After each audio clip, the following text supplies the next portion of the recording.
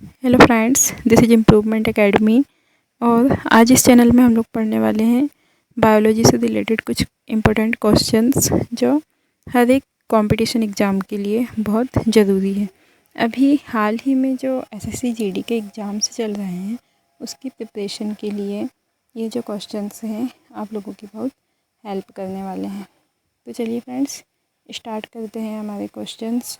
और क्वेश्चन से रिलेटेड जो भी अदर इन्फॉर्मेशन रहेगी हम उसके बारे में भी देखेंगे। तो आप लोग चैनल को लाइक कीजिए, सब्सक्राइब कीजिए और ज़्यादा से ज़्यादा शेयर कीजिए। और हाँ, ऑल नोटिफिकेशन भी ऑन करके रखिए ताकि आगे के जो भी इम्पोर्टेंट वीडियो हैं वो उनका नोटिफिकेशन आपको मिल सके, जो आपकी एग्ज़ाम्स की प्रिपरेशन में हेल्प कर सके। ओके, तो देखते हैं फर्स्ट क्वेश्चन क्या है।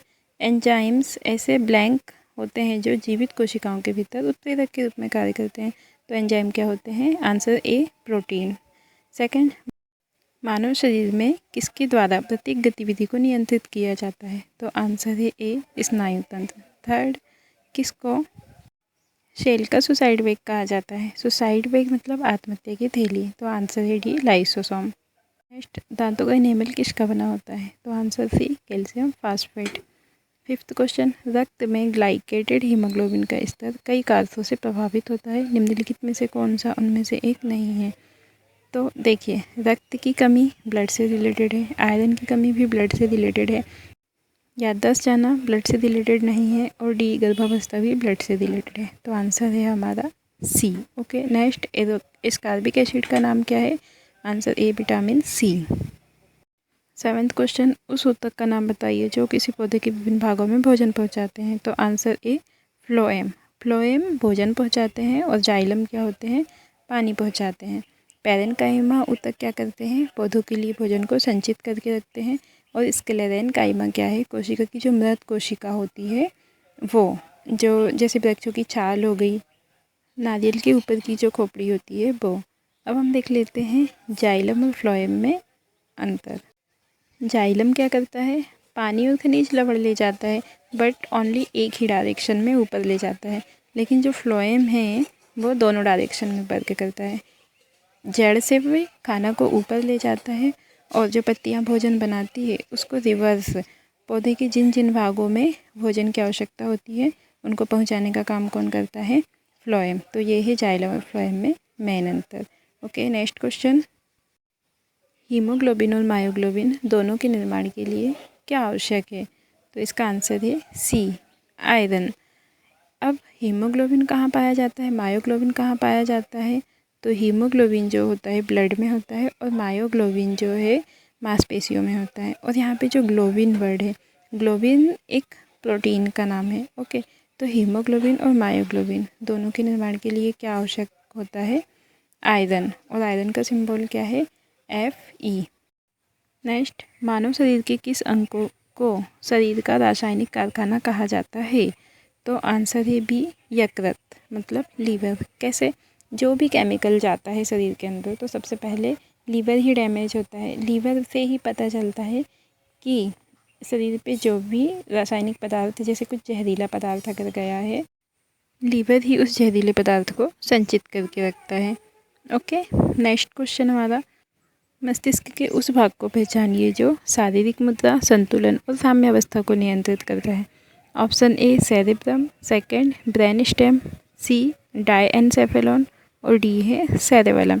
सबके अलग अलग काम क्या है? तो जो सेरेब्रम है जो इंटेलिजेंसी होती है उसको बताता है, और जो ब्रेन स्टेम होता है, ब्रेन स्टेम क्या होता है इसका डायग्राम अभी हम चित्र में देखते हैं। और ब्रेन स्टेम जो है वो सेरेब्रम जो होता है उसे रीढ़ की हड्डी से जोड़ता है। मतलब जो पॉन्स और मेडुला ऑब्लिंगेटा होते हैं, ये जो पार्ट्स हैं इन्हीं से मिलकर ब्रेन स्टेम बना होता है। ओके, सेरेबेलम क्या होता है? शरीर का संतुलन करता है। अब देख लेते हैं पार्ट्स ऑफ ब्रेन के बारे में। क्वेश्चन 10 का आंसर क्या है? D, cerebellum. Next question, DNA कोशिका के खाली स्थान में प्रमुख रूप से संग्रहित होता है। मतलब डीएनए कोशिका के किस भाग में पाया जाता है? तो आंसर है डी, नाभिक। जब हमने डीएनए पढ़ा था तब मैंने आपको बताई थी कि डीएनए जो होता है कोशिका के केंद्रक में, केंद्रक को ही नाभिक बोलते हैं, केंद्रक में जो न्यूक्लिक अम्ल होता है उसमें ही डीएनए पाया जाता है। डायग्राम में दिख रहा है कि ये जो सेल है, ह्यूमन सेल, उसमें जो ब्लू कलर का बीच में जो भाग है न्यूक्लियस, उसी पे दिख रहा है डीएनए। अब ये जो सेल्स के अलग अलग जो पार्ट्स हैं, लाइसोसोम, राइबोसोम, ये सब, इसके बारे में हम डीपली स्टडी कब करेंगे? जब मैं सेल्स के बारे में टॉपिक पढ़ाऊँगी। ओके, अगर आपको चैनल के क्वेश्चंस अच्छे लग रहे हैं तो चैनल को लाइक कीजिए, शेयर कीजिए और सब्सक्राइब भी कीजिए ताकि आगे के वीडियो के नोटिफिकेशन आपको मिल सकें। ये डायग्राम में जो 3 स्ट्रक्चर दिख रहे हैं सेल्स के, तो जो ऊपर है वो ह्यूमन की सेल है, ग्रीन कलर की प्लांट सेल है और एक एनिमल सेल है। ओके, तो तीनों में डिफरेंट जो है, हल्का हल्का कुछ कुछ जो डिफरेंट है, आगे के टॉपिक्स में, सेल के टॉपिक्स में उसे देखेंगे। अब हमारा जो नेक्स्ट क्वेश्चन है बेसाइल कैलमेट गुएरिन वैक्सीन, जिसे शॉर्टकट में BCG वैक्सीन कहा जाता है, निम्नलिखित में से किस बीमारी को रोकने के लिए लगाया जाने वाला टीका है? ऑप्शन है ए टाइफाइड, बी पोलियो, सी पीलिया और डी तपेदिक। तो इसका आंसर है डी तपेदिक। तपेदिक का नाम क्या है? टीबी। तो जो टीबी होती है वो जीवाणु से फैलने वाली एक बीमारी है जिसे लंग्स इफ़ेक्टेड होते हैं। और टीबी की बीमारी में क्या होता है? लगातार खांसी बनी रहती है। अब नेक्स्ट क्वेश्चन देखते हैं, मानव शरीर का कौन सा हिस्सा ऑस्टियोपोरोसिस नामक बीमारी से प्रभावित होता है? तो जहाँ भी ऑस्टियो वर्ड आया मतलब ये हड्डी से रिलेटेड है। ठीक है, तो ऑस्टियोपोरोसिस नामक बीमारी से क्या होता है? हड्डी प्रभावित होती है और इसमें हड्डियों में छेद हो जाते हैं। नेक्स्ट क्वेश्चन, पके हुए केले में कौन सा अम्ल होता है? तो इसका आंसर है सी मैलिक अम्ल। मैलिक अम्ल और किस किस में होता है? सेब में होता है।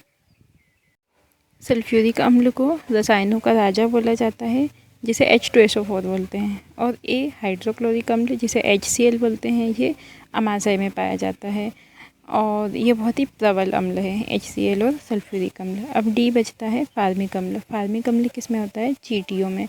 चींटियों में पाया जाने वाला अम्ल कौन सा है? फार्मिक अम्ल। नेक्स्ट क्वेश्चन, सोमेटोट्रोपिन हार्मोन का दूसरा नाम क्या है? तो आंसर है बी वृद्धि हार्मोन। इसे वृद्धि हार्मोन क्यों बोला जाता है? क्योंकि सोमेटोट्रोपिन हार्मोन्स की अधिकता से ही मनुष्य में जो भारीपन मतलब कि भीमकायता जो रोग होता है वो सोमेटोट्रोपिन हार्मोन के कारण होता है और सोमेटोट्रोपिन हार्मोन की कमी से बौनापन होता है।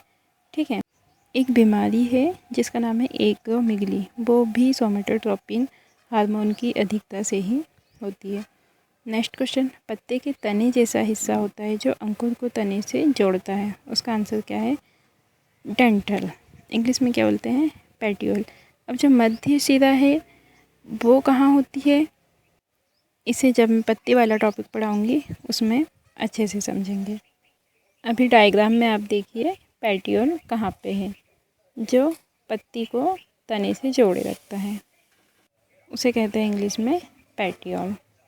नेक्स्ट क्वेश्चन, पानी में पाया जाने वाला निम्नलिखित में से कौन सा तत्व कैंसर के लिए जिम्मेदार है? ये मोस्ट IMP क्वेश्चन है। इसका आंसर है आर्सेनिक। ओके, नेक्स्ट क्वेश्चन, निम्नलिखित में से कौन सा रोग प्रोटीन की अत्यधिक कमी के कारण होता है? तो आंसर है ए क्वाशियोरकर रोग। फिर 19 नंबर का क्वेश्चन, निम्नलिखित में से नाभिक के अलावा किस कोशिका अंग में DNA पाया जाता है? आंसर है माइटोकॉन्ड्रिया। DNA नाभिक के अलावा एक तो माइटोकॉन्ड्रिया में पाया जाता है और एक पत्तियों में हरित लवक में पाया जाता है। ठीक है, नेक्स्ट क्वेश्चन, त्वचा निम्नलिखित में से किस प्रकार की झिल्ली है? तो आंसर है क्यूटेनियस झिल्ली। अदर झिल्लियों के बारे में जब झिल्ली वाला टॉपिक पढ़ेंगे उसमें पढ़ेंगे। तो नेक्स्ट क्वेश्चन, हृदय की धड़कन की गति निम्नलिखित में से किससे बढ़ती है? तो इसका आंसर है अनुकंपी तंत्रिका। नेक्स्ट, निम्नलिखित में से कौन मानव हृदय तक अशुद्ध रक्त पहुंचाता है?